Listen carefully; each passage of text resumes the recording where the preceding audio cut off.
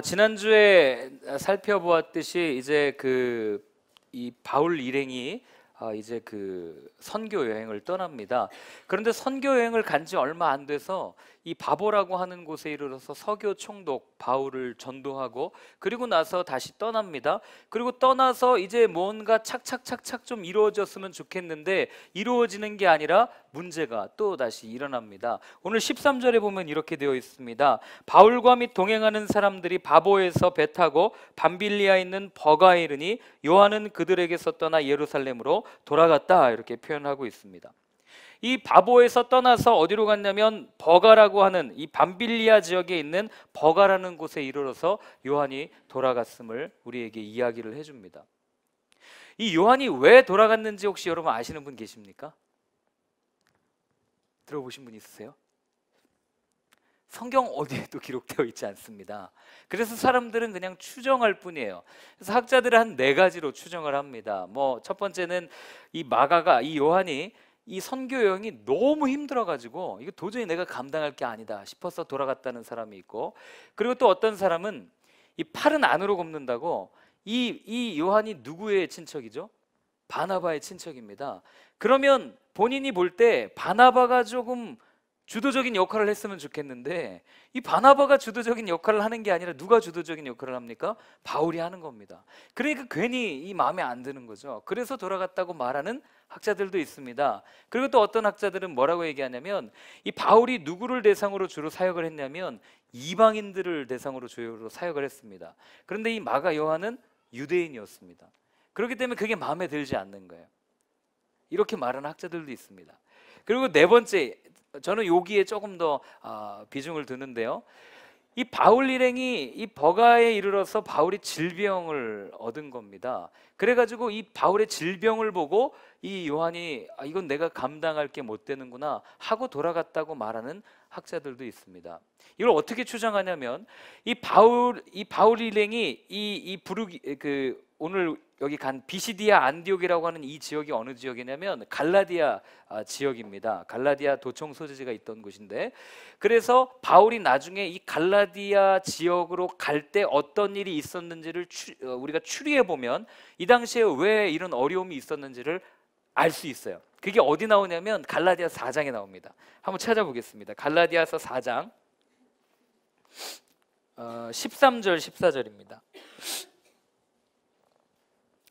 네, 갈라디아서 4장 13절 14절 함께 읽습니다.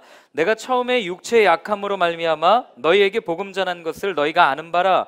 너희를 시험하는 것이 내 육체에 있으되 이것을 너희가 업신여기지도 아니하며 버리지도 아니하고 오직 나를 하나님의 천사와 같이 또는 그리스도 예수와 같이 영접하였도다. 예, 바울이 갈라디아 지역 교회에 처음 갔을 때 어땠다고 얘기합니까? 육신의 연약함이 있었다고 이야기를 합니다. 이 버가, 이 구브로, 지난주에 살펴봤던 이 구브로 지역, 또 해안가에 있던 이 지역들이 굉장히 고온다습한 지역입니다. 그러니까 바울의 몸에 어떤 피부병이나 어떤 질병이 있었던 것 같아요. 그래가지고 그 고온다습한 지역을 떠나서 빨리 저 고지대에 있는, 이 비시디아 안디옥은 굉장히 고지대에 있는 아주 공기가 이렇게 뭐라 그럴까요? 건조하면서도 쾌적한 그런 곳이었기 때문에 바울이 그런 질병을 안고 이곳에 가지 않았나라고 추정할 뿐입니다. 그런데 어찌되었든 어떤 이유에서든 오늘 본문에 있는 것처럼 요한은 이들 일행에게서 떠나서 자기의 갈 길을 가게 됩니다. 그리고 요한이 가게 된 그 어떤 이유도 긍정적으로 말하는 주석서를 봤는데 주석서가 하나도 없는 겁니다. 왜 요한이 갔겠습니까? 간단합니다. 요한은 복음을, 예수님을 잘 몰랐던 겁니다. 복음의 능력을 잘 몰랐던 거예요. 더 쉽게 얘기하면 이 요한은 바울이라고 하는 사람을 주목하고 있었지 예수님을 주목하고 있지 않았다고 하는 사실입니다. 그러니까 바울이 자꾸 눈에 거슬리니까 바울이 하는 행동 하나하나가 어떻게 보면 시험거리가 될 수 있었던 겁니다. 우리가 이 요한의 모습을 보면서 함부로 얘는 참 왜 이럴까라고 질타할 수 없는 이유는 때로는 우리에게도 이런 모습이 보이기 때문에 그렇습니다. 여러분, 우리는 예수님을 믿습니다. 그리고 예수님을 바라보기 때문에 신앙생활합니다. 그래서 예수를 따라가겠다고 고백하고 이 자리에서 예배드리는 거 아니겠습니까? 그런데 우리가 그렇게 예수님만 바라보고 가면 참 좋은데, 그런데 우리는 사실 환경과 사람을 쳐다볼 때가 참 많이 있다는 겁니다. 예수님의 십자가만 바라보고 걸어가겠습니다, 예수님의 시선을 바라보고 걸어가겠습니다 라고 다짐해 놓고 막상 신앙생활을 하다 보면 우리는 우리의 상황과 우리의 환경에 따라서 우리의 믿음이 흔들릴 때가 참 많이 있다는 것을 우리는 경험한다는 것입니다. 어떤 분들은 얘기합니다. 교회를 바라보면서 비판합니다. 어떻게 교회가 이럴 수 있습니까? 어떻게 교회가 이 모양일 수 있습니까? 또 목사들을 보면서 실족하고 실망합니다. 아니, 어떻게 목사라는 사람이 저럴 수 있습니까? 같은 목사인 제가 봐도 참 부끄러운 일들이 많이 일어납니다. 얼굴을 들 수가 없습니다. 그러나 여러분, 그런 것 때문에 우리의 믿음이 흔들린다면 우리는 마가 요한과 동일한 믿음을 가지고 있는 겁니다. 여러분, 왜 우리가 사람 때문에, 왜 우리가 환경 때문에 우리 믿음이 흔들려야 됩니까? 우리의 믿음은 오직 예수님을 바라보고 예수님을 따라가는 것 아니겠습니까? 그렇기 때문에 여러분, 우리가 신앙생활할 때 절대로 교회의 외관, 교회의 겉모습, 또는 목사들, 또는 교회의 직분자들, 또는 우리가 교회에서 겪는 모든 관계들 때문에 여러분들 믿음 흔들릴 필요 전혀 없습니다. 만약에 그 믿음이 흔들린다면 우리 다시 한번 돌이켜 봐야 돼요. 내가 누구를 보고 있는지, 내가 어느 것을 따라가고 있는지 생각해 볼 필요가 있다고 하는 사실입니다. 여러분, 마가는요, 현상 앞에서 돌아서는 거예요. 어려움 앞에서 돌아선 겁니다. 정말 자기가 힘드니까 붙잡았던 예수의 손을 놓은 겁니다. 오늘날 한국교회가 참 많이 어렵다고 얘기합니다. 많은 방법들을 찾아요. 어떻게 해야 될지 고민합니다. 방법은 여기 나와 있습니다. 여러분, 어려울수록 예수님을 바라봐야 됩니다. 다른 방법 없습니다. 우리가 나가서 뭐 하겠습니까? 나가서 뭐 봉사하고 헌신한다고 세상 사람들이 야, 교회가 달라졌네 라고 이야기하겠습니까? 아닙니다. 우리가 오히려 더 예수님을 바라보고 예수님을 따라가고 예수님께서 말씀하신 대로 살아갈 때, 그때 세상은 우리를 보고 교회가 변했어, 정말 그리스도인들이 나타났어 라고 평가해 줄 겁니다. 그렇기 때문에 저는 여러분들이 신앙생활하면서 제발 사람 보고 실족하지 않았으면 좋겠습니다. 목사 보고 실족하지 마십시오. 옆에 있는 분들 보고 실족하지 마시기 바랍니다. 한번 이렇게 인사하겠습니다. 예수님만 보고 끝까지 걸어갑시다. 네. 네. 별로 자신이 없으신 것 같아요. 다시 한번 얘기했습니다. 예수님만 바라봅시다. 예, 그리고 14절부터 16절까지를 한번 같이 읽어보겠습니다. 그들은 버가에서 더 나아가 비시디아 안디옥에 이르러 안식일에 회당에 들어가 앉으니라. 율법과 선지자의 글을 읽은 후에 회당장들이 사람을 보내어 물어 이르되, 형제들아, 만일 백성을 권할 만이 있거든 말하라 하니, 바울이 일어나 손짓하며 말하되, 이스라엘 사람들과 및 하나님을 경외하는 사람들아 들으라. 이 유대인들은 이 흩어진 이후에 이 예루살렘 성전에 오지 못하니까 어떻게 했냐면 시나고그라고 하는 회당을 만들었습니다. 그래가지고 매 안식일마다 그곳에 가서 자기들끼리 예배, 우리 용어로 얘기하면 예배를 드렸습니다. 이 예배의 순서는 아주 간단합니다. 먼저는 앞에 나와서 축복해 줍니다. 그 신명기에 있는 것처럼 쉐마 이스라엘, 이 얘기를 해줘요. 이스라엘아 들으라 하고 쫙 얘기를 합니다. 그 다음에 뭘 하냐면 그 다음에 회당장이 지정한 한 사람이 기도를 해요. 회당장이 그 순서를 정해주거든요. 다음에 기도해 주십시오. 다음에 기도해 주십시오. 그리고 기도를 한 다음에 뭘 하냐면 율법과 선지서의 글들을 쭉 낭독합니다. 그리고 그 낭독할 때 옆에 섰던 한 사람의 통역관이 아람어로 또 이렇게 쭉 같이 번역을 해줍니다. 그리고 나서 뭘 하냐면 우리 예배 드리는 것처럼 설교라는 걸 합니다. 오늘 본문에 회당장이 물어요. 이 율법과 선지자들의 글을 쭉 읽고 나서 혹시 더 할 말 있습니까? 혹시 더 권면할 말 있습니까? 이 설교의 시간을 이야기한 겁니다. 그때 바울이 손을 들고 딱 얘기합니다. 내가 할 말이 있습니다. 기회를 얻은 거죠. 그리고 나서 바울이 했던 첫 번째 말이 뭔지 아십니까? 이렇게 얘기합니다. 오늘 그 16절에 나와 있는데요. 이스라엘 사람들과 및 하나님을 경외하는 사람들아 들으라 라고 이야기합니다. 여러분, 오늘 바울이 우리가 아는 것처럼 비시디아 안디옥의 회당에서 예수님의 이야기를 들었던 사람들이 누구였냐면 하나님을 모르는 불신자들이 아니라 하나님을 알았던 사람들이었습니다. 하나님을 누구보다 잘 알았던 사람들이었고 하나님으로부터 약속된 메시아를 누구보다 더 오래도록 기다렸던 사람들이 오늘 그 사람들 앞에서 바울이 복음을 전하는 겁니다. 겁이 없는 거죠. 담대합니다. 그리고 나서 어떻게 복음을 전하냐면 이렇게 복음을 전합니다. 여기 너무 길어가지고요. 그냥 제가 말씀을 드리겠습니다. 바울이 이제 BCD 안디옥에서 설교를 하는 거예요. 이 사람들 앞에서. 이 설교의 내용이 16절부터 41절 우리가 읽은 전부의 내용입니다. 내용은 세 군데로 이렇게 나눠서 생각할 수 있는데 먼저 한번 보십시오. 16절부터 25절까지를 보면 이 이스라엘 백성을 하나님께서 어떻게 택하셨고 어떤 일을 거쳐서 오늘에까지 이르렀는지를 쭉 설명해 줍니다. 거기 보면 먼저 하나님께서 이스라엘 백성을 17절에 보면 택하셨어요. 그리고 애굽 땅에서 나그네로 있던 그 사람들을 택해서 불러냅니다. 그리고 광야에서 40년간 기르시고 양육하고 훈련시킵니다. 그리고 나서 어떻게 합니까? 가나안 땅에 입성시켜요. 가나안 땅에 입성하기까지의 시간이 애굽에서의 400년, 그리고 광야에서 40년, 그리고 이 가나안 입성 전쟁 한 10년에서 450년을 이야기를 하고요. 그리고 나서 뭐 합니까? 이 사람들이 하나님을 잘 따를 수 있도록 사사를 주셨고 마지막 사사인 사무엘을 주셨는데 그 사무엘 때 이 사람들이 왕을 요구하니까 기스의 아들 사울을 줘가지고 왕으로 세웠는데, 그런데 그 사울이 하나님 마음에 합한 게 아닌 거잖아요. 끊임없이 열등의식 속에 자기 자신을 드러내는 삶을 사니까 하나님이 어떻게 합니까? 이새의 아들 다윗을 바라보면서 이 사람이 내 마음에 합한 자야, 내 마음에 맞는 사람이야 라고 얘기해서 이 사람을 통해서 영원한 언약을 내가 줄 거야, 영원한 나라를 세워갈 거야 라고 이야기하는, 우리가 다 알고 있는 내용을 지금 바울이 이야기합니다.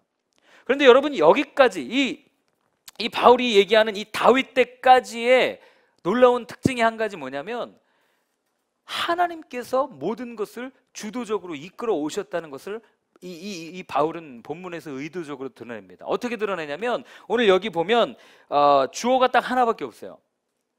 이스라엘의 하나님이 택하셨고 출애굽시켰고 광야에서 하셨고 그 다음에 백성들을 훈련시켰고 뭐 했고 끊임없이 이야기를 합니다. 누가요? 하나님께서 이스라엘 백성을 주도적으로 은혜를 베푸셨다는 사건을 이야기하고, 그 다음에 이야기하는 게 뭐냐면 이 다윗의 후손으로 예수님이 오셨다는 걸 얘기하고, 그 예수가 오시기 이전에 세례자 요한을 통해서 예수님이 그림자처럼 드러났음을 오늘 바울은 정확하게 이야기를 해줍니다. 왜 이런 이야기를 합니까? 여러분, 왜 그들에게 이 바울이 이렇게 얘기를 하겠어요? 그들은 여지껏 하나님께서 약속하셨던 메시아를 끊임없이 기다렸던 사람들이었어요. 그러니까 그들에게 있어서는 예수님이 참 하나님이라는 것을 말해주는 것이 무엇보다 중요했던 사람들이었습니다. 그러니까 바울이 자기의 설교를 듣고 있는 그 사람들이 알고 있는 시점부터 오늘에 이르기까지 너희들이 그토록 기다렸던 그 예수, 그 메시아, 그 사람이 바로 예수다라는 것을 바울이 이 역사적인 사건을 들어서 쭉 설명을 하고 있는 겁니다. 그리고 나서 바울이 26절부터 37절까지를 보면 그럼 그 예수님이 어떤 일을 하셨는지를 분명하게 이야기해 줍니다. 그 어떤 일을 하셨습니까? 구원의 말씀이 우리에게 보내졌는데 사람들이 그 구원의 말씀을 받아들이지 않았다는 겁니다. 사람들이 그를 나무에 매달아서 죽였다고 이야기합니다. 그런데 그걸로 끝나지 않았어요. 그렇게 죽였던 그를 누가 살립니까? 하나님께서 살리셨다라고 바울은 분명하게 우리에게 이야기를 해줍니다. 그래서 32절과 33절 한번 보시겠습니까? 같이 한번 읽어보겠습니다. 우리도 조상들에게 주신 약속을 너희에게 전파하노니 곧 하나님이 예수를 일으키사 우리 자녀들에게 이 약속을 이루게 하셨다 함이라. 아멘. 이 얘기를 하는 거예요. 우리 조상들에게 주셨던 약속을, 그게 이루어진 것을 내가 오늘 당신들에게 이야기를 하고 있습니다라고 분명하게 바울이 이야기를 해줍니다. 여러분, 여지껏 제가 지금까지 바울이 얘기했던 걸 쭉 얘기했는데 사실 여기 이 자리에 이 내용 모르시는 분들 몇 분이나 계시겠어요? 여러분들이 다 아는 내용을 그렇게 얘기합니다. 그죠? 바울이 이야기한 복음은 우리가 알고 있는 복음과 다른 복음이 아니었습니다. 우리가 다 아는 내용이었어요. 그리고 나서 구약을 인용합니다. 어떤 걸 인용하냐면 시편 2편 7편을 얘기하면서 내가 오늘 너를 낳았다, 이게 무슨 시편이었냐면 당시에 이 왕으로 그러니까 왕으로 이렇게 세워질 때 불렀던 노래의 시편이었어요. 왕의 대관식 때 불러줬던 시편을 얘기합니다. 뭡니까? 이스라엘 백성이 그토록 기다렸던 왕으로서의 예수님이 오셨다는 것을 얘기해 주고요. 그 다음에 이사야서 55장과 그 다음에 시편 16장을 얘기하면서 뭘 얘기해 주냐면 이사야서 55장 3절에 그 하나님이 다윗을 통해서 영원한 언약을 맺겠다라는 걸 얘기하거든요. 근데 그 영원한 언약의 성취가 뭐라고 얘기하냐면 부활이라고 얘기해요.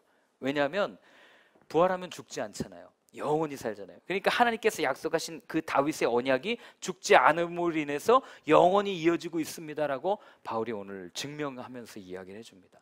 그리고 그 다윗은 썩어 없어졌지만 그러나 하나님이 살리신 이 예수 그리스도는 썩어 없어지지 않습니다라고 오늘 우리에게 그들에게 이야기를 합니다. 부활을 이야기한 거예요. 그러니까 오늘 이 본문에서 바울이 세 가지를 얘기합니다. 첫 번째, 하나님이 약속하셨습니다. 두 번째, 그분이 이 땅에 오셔가지고 사람들이 죽였습니다. 세 번째 뭐예요? 그 죽인 그분을 하나님께서 살리셨습니다. 그리고 나서 38절부터 41절까지는 뭐를 얘기하냐면, 그러면 우리가 어떻게 살아야 됩니까? 이거를 이야기해주고 있는 겁니다. 우리 한번 읽어보겠습니다. 38절 39절입니다. 그러므로 형제들아, 너희가 알 것은 이 사람을 힘입어 죄사함을 너희에게 전하는 이것이며, 또 모세의 율법으로 너희가 의롭다 하심을 얻지 못하던 모든 일에도 이 사람을 힘입어 믿는 자마다 의롭다 하심을 얻는 이것이라. 너희가 모세의 율법을 믿고 아무리 의로워지려고 해도 의로워질 수 없었던 일을 이 사람은 해냈다라고 바울은 이야기합니다. 이 사람을 믿어야 된다고 이야기합니다. 여러분, 이들이요, 아까도 얘기했지만 하나님을 몰랐던 사람이 아니기 때문에 이들에게 있어서 정말 복음을 전할 때 가장 중요한 건 무엇이었냐면, 이들이 예수님이 그 하나님이라는 것을 인정하게 하는 게 참 중요했습니다. 그래서 바울은 끊임없이 역사적인 사건을 들어서 쭉 설명을 합니다. 이 유대인들이 어떤 갈망이 있었냐면, 이 메시아에 대한 막연한 갈망이 있었어요. 엄마 아빠로부터 들었거든요. 할아버지 할머니로부터 들었어요. 구약 우리 하나님이 약속하신, 출애굽시켜주신 하나님이 메시아를 주시기로 약속하셨어. 그런 막연한 기대감을 가지고 신앙생활을 했던 이들이 바로 유대인들이었습니다. 그런데 그렇게 메시아를 기다렸던 그들이 막상 그 신이 이 땅에 사람이 되어서 딱 오니까 믿었습니까? 못 믿었습니까?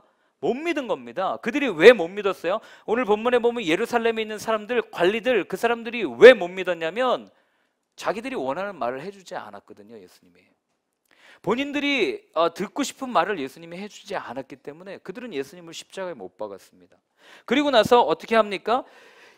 그렇게 믿지 못하던 그 유대인들, 예수님의 이야기를 아무리 전해도 듣지 않는 그들에게 예수님을 전하게 하기 위해서 바울은 오늘 우리가 읽은 이 내용, 이 예수님은 역사적 사실이다, 너네들이 그동안 기다려왔던 메시아다, 그리고 그 메시아가 바로 예수다라고 끊임없이 반복해서 이야기를 해주고 있는 겁니다. 27절을 한번 보면 이렇게 되어 있거든요. 같이 한번 읽어보겠습니다. 예루살렘에 사는 자들과 그들 관리들이 예수와 및 안식일마다 외우는 바 선지자들의 말을 알지 못하므로 예수를 정죄하여 선지자들의 말을 응하게 하였도다. 아멘. 여러분, 이들은 율법을 알고 있었습니다. 그리고 이들은 그 하나님의 뜻이 뭔지를 알고 있었어요. 그러나 이들이 지켰던 율법은 종교적 행위에 그친 딱 거기까지였습니다. 그 이상도 아니었어요. 율법이 만들어 놓은 행위 보상을 따라서 우리 흔히 얘기하는 그 왜 마일리지 시스템이라고 얘기하잖아요. 내가 열심히 종교적 열심을 가지고 하나님을 섬기면 내가 구원받을 거야 하는 그 어떤 종교적 행위에 대한 보상 시스템으로서 하나님을 섬겼고, 그렇게 종교적 신으로서의 하나님을 섬긴 겁니다. 여러분, 사실 이 종교적 어떤 열심에서 오는 기쁨은 아주 조금 있습니다. 그런데 여러분들 느껴보셨을 거예요. 내가 무언가 열심히 할 때, 교회를 위해서 헌신할 때 거기서 오는 기쁨이 있어요. 그러나 그 기쁨은 내가 정말 죄에서 자유함을 얻어서 오는 그 기쁨보다 크지 못합니다. 그리고 내가 정말 얻은 그 자유로부터 오는 누리는 그 자유보다 훨씬 더 좋은 것을 우리에게 주지 못한다는 거예요. 늘 얽매여 있게 합니다. 그렇게 얽매여 있는 그들에게 바울이 오늘 가서 복음을 전한 겁니다. 끊임없이 율법을 지켰던 그들, 오늘 본문에 따르면 율법을 암송했다고 그러잖아요. 근데 그들은 예수님을 알아보지 못했다고요. 제가 어제 이걸 이렇게 묵상하면서 어떤 생각을 했냐면, 어쩌면 내게도, 어쩌면 우리에게 정말 복음이 필요한 건 아닐까? 이런 생각을 하게 되었습니다. 오늘 여기 본문에 보면 이런 말씀을 드리면 그런 생각할 수 있어요. 무슨 소리 하는 거예요? 나는 예수님도 믿고요, 예배도 드리고요, 교회도 다니고요, 나 예수님 믿으니까 오늘 예배 드리러 온 거 아니에요? 내 마음에 예수님 있는데, 내 마음에 복음 있는데 왜 내게 복음이 필요합니까? 라고 물을 수 있습니다. 이 당시에 이 종교인들처럼 우리도 동일하게 하나님 앞에 우리의 소원을 빌고요, 그리고 예수님에 대한 막연한 기대감과 막연한 어떤 갈급함을 가지고 이 자리에 예배드리러 나왔는지 모르겠어요. 그러나 이 땅에 오신 예수님을 몰라보았던 그들처럼 어쩌면 오늘 우리의 삶을 이끌어가고 있는 그 예수님을 우리도 놓치고 있는 건 아닌가, 이런 생각을 이들의 모습을 보면서 한번 해보게 되었습니다. 매주 나와서 예배는 드리고 있지만 예수님을 만나는 기쁨보다는 나의 종교적 만족감을 위해서, 또는 나의 심리적 안정감을 위해서, 또는 내가 교회에서 맡고 있는 무언가가 있기 때문에 오늘 이 자리에 나와서 종교적인 모습으로 예배를 드리고 있는 것은 아닌가 한번 생각해 볼 필요가 있다는 겁니다. 만약 그런 분들이 이 자리에 계시다면 여러분, 그런 분들이 정말 복음이 필요한 분들입니다. 여러분, 정말 복음이 필요한 분은 길거리에서 있는 많은 사람들도 필요하지만 오늘 적어도 바울이 가서 하나님을 경외하는 사람들아 하고 외쳤던 이 복음은 어쩌면 복음을 당연하게 여기고 마치 율법처럼 여기고 내 만족을 위해서 복음을 따라가는 우리들에게 정말 필요한 것이 아닌가 한번 생각해 봐야 한다는 겁니다. 여러분, 그 좋아하는 사람이 생기면요, 그 사람한테 온갖 그 신경이 쓰입니다. 이 사람이 뭘 좋아할까? 어떤 음식을 좋아할까? 어떤 옷을 좋아할까? 무엇을 입으면 이 사람이 행복해할까? 또 이 사람은 어느 학교를 다니지? 이 사람은 어떤 가정 환경을 가지고 있기, 끊임없이 관심을 갖게 되어 있어요. 그렇지 않습니까? 연애할 때 그러잖아요. 말하지 않아도 그냥 다 그게 나오잖아요. 이미 데이터 주고 서로 정보 교환하고 시작하는 거 아니겠습니까? 왜 그렇게 관심을 가져요? 왜 그렇게 그 사람한테 주목합니까? 그 사람을 좋아하니까. 그 사람한테 그 사람을 이런 단어 쓰면 좀 그런데 사랑하니까. 아직 시작도 아니지만 사랑하니까 끊임없이 그렇게 가는 거 아니에요? 여러분, 이거랑 마찬가지예요. 여러분, 우리가 예수님이 우리 마음에 계시고 예수님이 우리의 신부가 되시고 우리가 예수님을 사랑한다면 예수님한테 끊임없이 관심이 갈 수밖에 없어요. 그렇지 않겠습니까? 예수님이 뭐라고 말씀하실까? 예수님은 어떻게 생각하실까? 예수님은 이 일에 대해서 나한테 뭐라고 말씀하실까? 끊임없이 관심을 갖는 게 당연한 거예요. 그런데 오늘날 예수님을 사랑한다고 말하는 많은 그리스도인들이 예수님이 뭐라고 말씀하시는지는 별로 관심 없습니다. 성경 읽지 않아요. 그리스도인들만큼 성경 안 읽는 사람 없습니다. 여러분, 양심에 손을 얹고 한번 생각해 보세요. 하루 24시간 중에 여러분 몇 분이나 하나님의 말씀을 묵상하십니까? 하루 일주일 7일 동안 그 수많은 시간 가운데 여러분 얼마만큼 하나님의 말씀에 관심을 가지고 예수님이 뭐라고 하실까? 예수님이 내 삶에 뭐라고 말씀하실까? 관심 두고 읽어보시는 분 계십니까? 입술로는 그리스도인이라고 얘기합니다. 나는 교회에 출석한다고 얘기해요. 나는 예수님 따라간다고 얘기합니다. 그런데 예수님이 하시는 말씀에 관심 없고 예수님이 살아가시는 삶의 모습에는 관심 없습니다. 이 땅에 그리스도인이 이렇게 많은데 어떻게 이 땅에 이렇게 불법이 이렇게 만연할 수 있습니까? 그 불법을 바라보고 있는 그리스도인들은 대체 뭡니까? 정말 그리스도인입니까? 예수님은 오른뺨 맞으면 왼뺨 돌려대라고 얘기했는데 왜 그렇게 살아가는 사람은 거의 없습니까? 당시 회당에 있던 하나님을 경외하는 사람들이 하나님을 알고 율법을 알고 읽고 매주 종교적 행위로서의 하나님을 믿었던 것처럼 예수님을 종교 또는 내 마음에 안식을 주는 정도로 생각하지 않으니까 이렇게 된 거 아니겠어요? 예수님한테 관심 없으니까, 정직하게 얘기하면. 아니, 예수님한테 관심 있죠. 나한테 무언가를 잘 해주는 예수님, 내 소원을 들어주는 예수님한테는 관심이 있지만 그러나 정작 예수님한테는 관심이 없는 우리의 삶 때문에 그런 거 아니겠어요? 많은 그리스도인들이 예수님을 따르고 사랑한다고 고백하지만 자기의 감정을 따라 예수님을 따르려고 할 뿐 그분이 하셨던 말씀, 그분의 삶의 모습에는 관심 없는 삶을 살아갈 때가 얼마나 많은지 모르겠습니다. 그렇기 때문에 여러분, 우리는요 복음이 필요한 사람들입니다. 스스로에게 한번 질문해 보셔야 돼요. 내게 정말 복음이 필요한가? 내 안에 복음이 있는가? 내 안에 예수님으로 충만한가? 그런데 이 복음이요, 이 복음, 이 예수님의 능력을 바울이 얼마나 귀하게 여겼냐면 바울이 그런 고백을 합니다. 나는 예수님이면 충분합니다. 나는 예수님이면 만족합니다. 나는 복음으로 충분합니다. 그런 이야기들을 합니다. 그래서 이 바울이 복음을 어떻게 생각했고 자신의 정체성을 어떻게 여겼냐면, 우리 한번 찾아볼까요? 로마서 1장에 이렇게 얘기합니다. 1장 1절과 2절을 한번 같이 읽어보겠습니다. 로마서 1장 1절과 2절입니다. 예수 그리스도의 종 바울은 사도로 부르심을 받아 하나님의 복음을 위하여 택정함을 입었으니 이 복음은 하나님이 선지자들을 통하여 그의 아들에 관하여 성경에 미리 약속하신 것이라. 이 복음은 하나님이 선지자들을 통하여 성경에 미리 약속하신 것이다. 분명하게 복음이 어떠한 것인지 정의를 내려줍니다. 그리고 자기 자신에 대해서 어떻게 생각했냐면, 나는 복음을 위해서 하나님의 택정함을 입은 사람입니다라고 이야기를 하는 겁니다. 내가, 하나님이 나를 부르신 이유는 복음을 전하기 위함입니다. 그렇기 때문에 골로새서에 보면 바울이 뭐라고 얘기하냐면 그렇게 얘기해요. 나 바울은 이 복음의 일꾼이 되었다라고 얘기합니다. 그러니까 바울에게 있어서의 선교의 원천, 아니 바울에게 있어서의 삶의 원천, 삶의 목적은 뭐예요? 하나님이 나를 부르신 거고 그 부르신 이유는 복음을 전하기 위함이었다라고 분명하게 이야기합니다. 그래서 바울은 이 복음을 뭐라고 얘기하냐면, 그러므로 나는 할 수 있는 대로, 로마서 1장 15절에 보면 로마에 있는 너희에게도 복음 전하기를 원하노라고 간절하게 얘기합니다. 이게 복음을 가진 사람의 마음이고, 이게 복음을 가진 바울의 삶의 태도였습니다. 나는 할 수 있으면 너희에게 복음 전하기를 원하노라. 그러니까 바울은 복음으로 충만한 사람이었어요. 예수님으로 가득 차 있는 사람이었습니다. 그렇기 때문에 바울은 내가 부할 때나 가난할 때나, 내가 잘 나갈 때나 못 나갈 때나, 내가 힘들 때나 좋을 때나 나는 내게 능력 주시는 자 안에서 모든 것을 할 수 있습니다라는 고백을 하게 됩니다. 왜 그런 고백을 하게 됩니까? 상황은 전혀 중요하지 않아요. 마음에 주님이 나와 함께 하시는 것이 중요하기 때문에.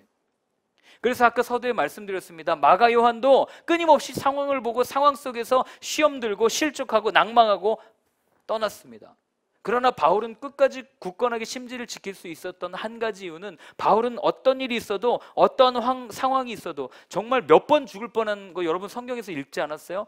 그리고 배에 빠져서 죽을 뻔하고 그런 일들을 겪으면서도 바울이 끝까지 흔들리지 않을 수 있었던 한 가지 이유는, 그는 예수님으로 충분했던 사람이었기 때문에 그렇습니다. 제가 이 본문을 이렇게 지난주에 쭉 묵상하다가 제 스스로 저한테 끊임없이 던졌던 질문이 있습니다. 그 질문은 이거였어요. 과연 나는 예수님으로 충분한가? 이 질문을 여러분들에게도 한번 묻겠습니다. 여러분들은 예수님으로 충분하십니까? 우리는 예수님으로 충분하다고 이야기합니다. 그런데 정작 우리의 삶을 보면 예수님으로 충분하지 않습니다. 예수님 이것도 필요하고 저것도 필요하고 예수님이면 만족한다고 얘기했는데, 근데 사실 막상 먹고 살다 보니까 예수님 아닌 다른 것들이 얼마나 이렇게 많이 필요한지 모르겠습니다 라고 기도하는 게 우리의 모습 아닙니까? 예수님께서요, 누가복음 10장에 보면 제자들을 이 전도 훈련시켜서 전도를 보냅니다. 근데 그때 신기한 말을 하세요. 이런 말씀을 하십니다. 내가 너네들을 보내는 게 이리 가운데로 보내는 것 같다는 거예요. 이리 가운데. 그러니까 이 양을 이리 가운데 보낸다니 얼마나 마음이 불안불안하겠습니까? 그런데 그 다음에 뭐라고 얘기하시냐면, 그런데 갈 때 지팡이나 전대나 뭐 이런 거 가지고 가라 그럽니까? 가지고 가지 말라 그럽니까? 가지고 가지 말라고 얘기를 하거든요. 여러분, 이게 모순 아니에요? 아니, 양을 이리 가운데로 보내는 것 같다면서요. 그럼 이리 가운데 보내면 뭐 지팡이라도 좀 주고 총을 주든지 말이에요, 돈을 주든지 막대기를 주든지 이리를 때려잡을 수 있는 뭔가를 좀 줘야 그게 정상이 아니겠습니까? 그게 좀 더 효과적으로 복음을 전하는 방법 아니겠어요? 그런데 예수님은 아무것도 가지지 말라고 얘기합니다. 왜 그런지 아십니까? 그것보다 복음, 예수님이 더 중요하기 때문에 그렇게 이야기를 하신 겁니다. 여러분, 우리가요 그렇게 기도합니다. 예수님, 우리가 좀 좋은 대학에 좀 가야 되겠습니다. 좋은 직장에 좀 취업해야 되겠습니다. 왜요? 그래야 복음을 조금 더 효과적으로 전할 수 있을 거 아닙니까? 예수님, 우리가 조금 더 좋은 거를 좀 가져야 되겠습니다. 그래야 복음을 조금 더 효과적으로 전할 수 있을 것 같습니다. 저도 가끔 그런 기도합니다. 예수님, 주님, 나도 좀 설교를 좀 잘하고 싶습니다. 설교 좀 잘해야 복음을 효과적으로 전할 거 아닙니까? 그런 기도 드립니다. 그러나 여러분, 이 효과적이라는 단어는 사단이 우리에게 주는 속임수입니다. 여러분, 성경을 보십시오. 예수님이 효과적으로 이 땅에 오셨더라면 이렇게 오시면 안 되는 거 아닙니까? 예수님은 효과적으로 사신 분이 아니에요. 예수님이 효과적으로 복음을 전하기 위해 이 땅에 오셨다면 예수님은 왕으로 오셨어야 됩니다. 예수님은 권력자로 오셨어야 돼요. 근데 예수님 그렇게 하지 않고 누가 보더라도 아주 비효율적인 방법으로, 말도 안 되는 방법으로 이 땅에 오셨다는 겁니다. 왜 그렇게 오셨겠습니까? 우리가 이 효과적이라는 단어에 여러분 너무 교회를 할 때도 효과적으로 해야 되지 않습니까? 여기에 너무 혈안되지 않았으면 좋겠습니다. 예수님 전하는데 예수님이면 되는 거 아니에요? 제가 자주 그런 얘기합니다. 여러분, 우리가 제주에 베이스캠프라는 교회를 개척했습니다. 개척할 때 많은 사람들이 생각해요. 교회 개척하려면 돈도 필요하지 않습니까? 사람도 필요하지 않습니까? 좋은 입지도, 이 지리적 여건도 필요하지 않습니까? 라고 얘기합니다. 그러나 그것 때문에 우리가 베이스캠프 개척한 거 아니에요. 여러분, 우리가 베이스캠프를 가서 개척할 때는요, 그곳에서 죽어가는 한 영혼이라도 살리려는 마음을 가지고 간 겁니다. 어떤 것 가지고 간 거 없어요. 그냥 예수님 전해야 되겠다, 예수님이면 충분합니다 하는 마음으로 한 분이 기도하기 시작하셨고, 그 기도가 이루어져서 거기 간 겁니다. 그런데 여러분, 왜 우리는 오늘날 복음을 전하는데 그렇게 많은 것들이 필요하고 예수님을 전하는데 그 많은 것들이 필요합니까? 왜 교회 개척하는데 여러분 돈이 필요합니까? 아니, 왜 복음을 전하는데 왜 그렇게 많은 것들을, 그 부수적인 것들이 필요합니까? 예수님이면 충분한 거 아니겠습니까? 여러분, 우리가 어디 가서 누군가에게 복음 전할 때 예수님으로 그 한 분이면 충분한데 왜 거기에 만족하지 못하고 끊임없이 무언가를 찾고 무언가를, 왜 이 땅의 교회들이 예수님 전하겠다고 교회 지어놓고 왜 딴짓거리 하는지 정말 모르겠어요. 왜 거기서 싸우고 있습니까? 아니, 주님의 몸된 교회라고 하고 모여가지고 왜 거기서 서로 욕지거리하고 싸우고 있습니까? 지금 이 복음 전해야 될 사람들이 얼마나 많은데. 복음, 예수님, 이거면 충분한 거 아니겠어요? 여러분, 복음으로 안 됩니까? 복음으로 모자랍니까? 복음이 그렇게 능력이 없습니까?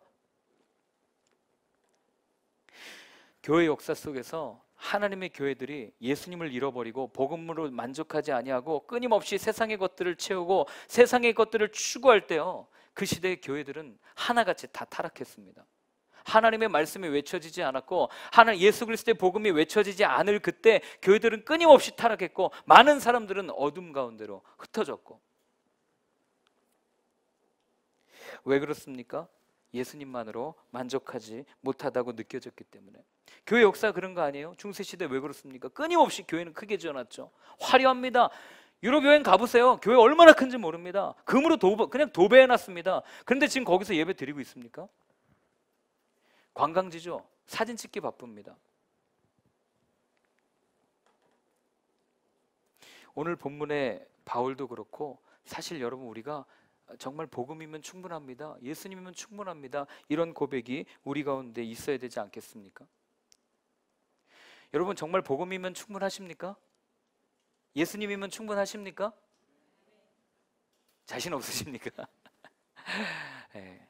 그런데 우리는 예수님으로 충분하다고 이야기해놓고 왜 채워지지 않는 나의 감정 때문에, 여전히 메말라서 어쩔 줄 모르는 나의 이 심령 때문에 힘들어 하십니까?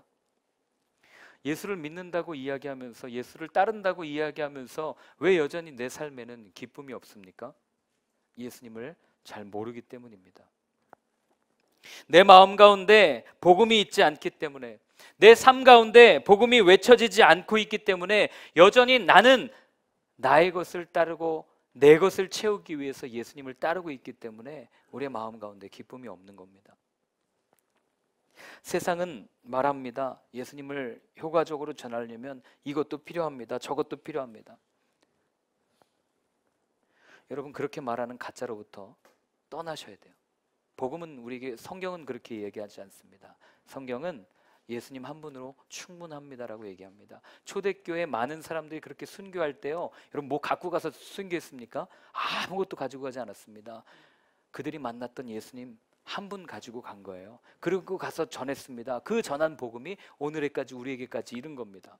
그리고 나서 42절에 보면 이렇게 되어 있습니다. 41절에 보면요, 한번 같이 읽어보겠습니다. 보라, 멸시하는 사람들아, 너희는 놀라고 멸망하라. 내가 너희 때를 당하여 한 일을 행할 것이니 사람이 너희에게 일러줄지라도 도무지 믿지 못할 일이라 하였느니라 하니라. 여기 뭐냐면 하박국의 말을 인용해서 한 건데, 지금 복음이 그들 앞에 전해졌다는 거예요. 여기 보면 내가 너희 때를 당하여 한 일을 행할 것이니. 그런데 지금 우리의 때에 복음이 전해졌는데 그 복음을 받아들이지 않으면 이 복음이, 이 예수님이 다른 세대, 다른 곳으로 전해질 수 있다는 경고를 우리에게 해주고 있는 겁니다. 제가 어제 이 말씀 묵상하면서 한 찬양이 떠올랐습니다. 그리고 우리나라, 우리 교회, 이 민족교회가 이렇게 쭉 생각이 났어요. 여러분, 우리에게 얼마나 많은 기회로 복음이 주어졌습니까? 우리 맘만 먹으면 클릭 한 번만 하면 예수님 이야기 수두룩하게 들을 수 있는 환경에 살고 있지 않습니까? 그런데 우리는 이런 복음의 홍수 속에, 예수님의 홍수 속에 살면서도 그런데 여전히 메말라 있고 목말라 있는 이유가 뭐예요? 예수님을 만나지 못했기 때문에. 밥은 안 먹고 맨날 영양제 따라다니기 때문에 그래요. 제가 가끔 그런 얘기합니다. 여러분, 설교는요 아무것도 아니에요. 설교 안 들으셔도 됩니다. 그런데 성경은 읽으셔야 돼요. 이 얘기합니다, 새가족반에서. 왜요? 여러분, 제가 밥 먹는데요, 밥을 안 먹고 맨날 영양제로 든 알약만 먹으면 어떻게 되는지 아세요? 영양실조 걸려 죽습니다. 밥을 먹어야 살지 않겠어요? 그런데 오늘 많은 그리스도인들이 밥은 안 먹고 영양제만 먹어요. 목사들이 포장해 놓은 설교만 듣습니다. 그런데 정말 주님께서 받아 먹으라, 이는 내 몸이니 생명의 떡으로 주신 이 말씀은 전혀 읽지 않아요. 그러니까 그리스도인들이 끊임없이 비실비실 대다가 악한 영이 와가지고 툭 건들면 훅 날아가서 실족하고 넘어지는 거 아닙니까? 여러분, 우리에게 주어진 이 복음을 가벼이 여기지 않았으면 좋겠습니다. 여러분, 정말 이거 다 있으시잖아요. 없으신 분 있으십니까? 없으신 분 오셔서 얘기하십시오. 작은 성경이라도 드리겠습니다. 이게 다 있잖아요. 근데 왜 이거 안 읽으십니까? 왜 예수님의 이야기를 가볍게 여기십니까? 우리 스스로에게 한번 질문을 던질 필요가 있는 겁니다. 어제 이걸 이렇게 쭉 생각하면서 그런 생각을 했어요. 어쩌면 내가 정말 복음이 필요한 사람이구나, 예수님이 내가 정말 필요한 사람이구나, 이걸 생각하면서 이 땅의 교회들 여러분 한번 보십시오. 교회라고 세워놨습니다. 복음 전한다고 전하고 있습니다. 그런데 끊임없이 그 가운데 복음이 아니라 생각을 전하고 사상을 전하고 다른 것들을 전하는 그런 모습들을 보면서 여러분, 예수님이 얼마나 마음 아파하실까 한번 생각해 보셨습니까? 바울이 끊임없이 오늘 전한 이 내용들, 여러분 사실 모르는 내용 없잖아요. 다 하셨잖아요. 이게 복음이에요. 아무것도 어려운 거 없어요. 예수님 이야기 전하면 됩니다. 그런데 왜 오늘 교회들은 이 복음을 전하지 아니하고 그렇게 다 넘어져 있습니까? 교회들만 그렇습니까? 예수님을 따라간다는 우리들은요? 그래서 오늘 우리가 이 찬양을 한번 부르고 우리가 함께 같이 기도했으면 좋겠습니다. 정말 다시 복음 앞에 우리가 서기를 바랍니다. 하나님, 정말 그 예수님이 내 마음에 있기를 원합니다. 예수님이 내 마음에 심겨지기를 원합니다. 내가 정말 내 욕망과 내 갈증과 내 것을 채우기 위해서 예수님을 따르는 것이 아니라 정말 여기 있는 종교인들처럼 율법과 전통 속에 갇혀서 하나님, 내가 내 만족을 위해서 주님을 따르고 멀리 있는 추상적인 하나님을 섬기는 게 아니라 하나님, 오늘도 생명 되시고 오늘도 말씀하여 주시는 그 주님이 하나님 내 마음에 심겨질 수 있도록 그 예수님을 만남으로 인해서 내가 예수님 한 분이면 충분합니다라고 고백할 수 있는 내 삶이 될 수 있도록 여러분, 우리 이 찬양의 고백을 통해서 함께 같이 찬양했으면 좋겠습니다. 많은 이들 말하고 많은 이들 노래는 하지만 정작 가진 않는 길, 두려운 생각보다 많이 힘들고 험한 길보단 그저 말로만 가려기에 점점 멀어져만 가네. 내게 생명 주었던 점점 이용하려 하네. 내게 사랑 주었던 그 길, 다시 복음 앞에 내 영혼 서네. 주님 만난 그때 나 다시 돌아가 주님께 예배 드리며 다시 십자가의 길 걸을. 다시 복음 앞에, 다시 복음 앞에 내 영혼 선해 주님 만난 그때 나 다시 돌아가 주님께 예배 드리며 다시 십자가의 길 걸으리. 우리 이 시간에 함께 이렇게 한번 기도했으면 좋겠습니다. 정말 주님, 바울은 예수님이면 충분합니다.